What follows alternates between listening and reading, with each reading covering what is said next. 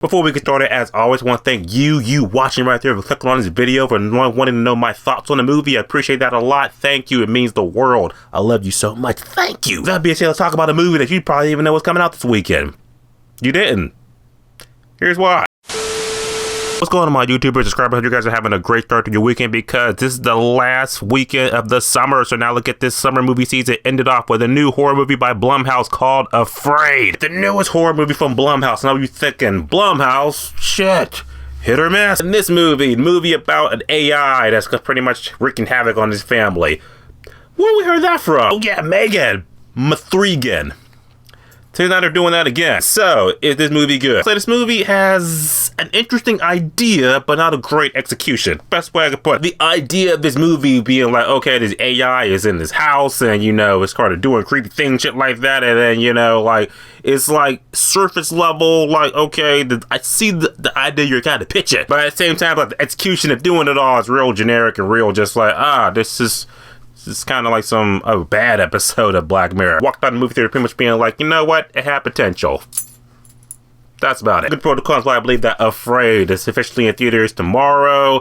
I think that I feel like this movie does capture the real terrifying reality of what AI can do. It's just the movie itself didn't do a good job of executing it. Here's why. I'm acting in the movie.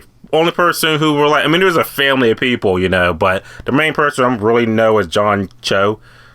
Yeah, I thought he did a pretty good job at being like the dad. It's like, yeah, from Jump Street, this shit is not, it ain't good. It's not business. I'm gonna kill it.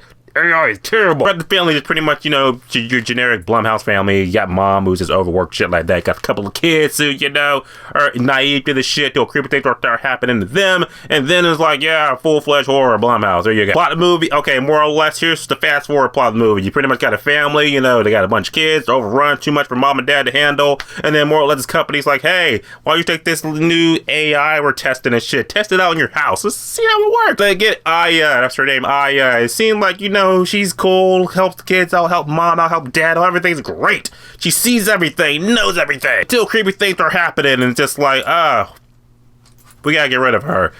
And thus the horror ensues. Frozen movie, like I said, I feel this movie does capture the real reality of what AI can really do, because like I said, there are a couple of scenarios, shit like that, that's like, yeah, this is why, Alexa, get out of here. I don't personally have Alexa, I have Siri. What that say about me? Horror movie about the horror. Okay, the horror elements are kind of like, again, the idea of the horror elements are there. As far as the horror itself, jump scare. Oh yeah, the movie kicks off with a jump scare, just like, oh, well, it's Blumhouse. What did I expect? Also kills in the movie. It's really like one death in the whole movie. It's a character that you probably didn't even realize was in the movie. It's kind of like, oh, they died.